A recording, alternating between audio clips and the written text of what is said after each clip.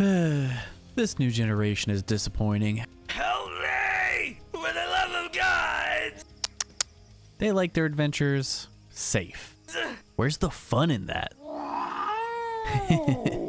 Let's show this kid how it's done.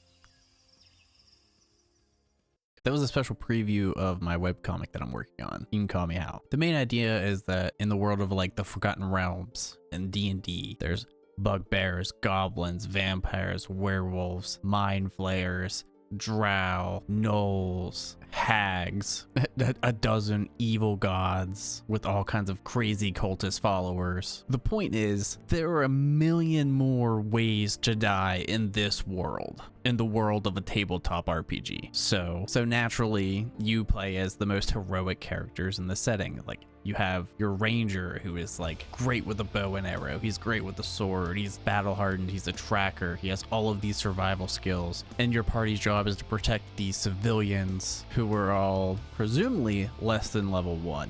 And they can barely handle any foe. They can barely handle rats, let alone zombies and dragons. So the question that I wanted to answer with this book, how does one grow up in the world of a tabletop RPG setting? Because if an adult is less than level 1, a kid has to be level 0 or -1. There is nothing they can do to defend themselves. So I thought they might be able to get themselves into some crazy situations, and it might be kind of interesting to showcase some of the lower level monsters that aren't really much of a threat to a high level party or even a mid-range party, but to a regular person or even like kids, a lone monster, a single gnoll, a single zombie. That's really all you need to be a major threat. Now, of course, in a world like this, there's a lot of gore. Everything can rip you apart, and everything seems to want to rip you apart. So the rating of the book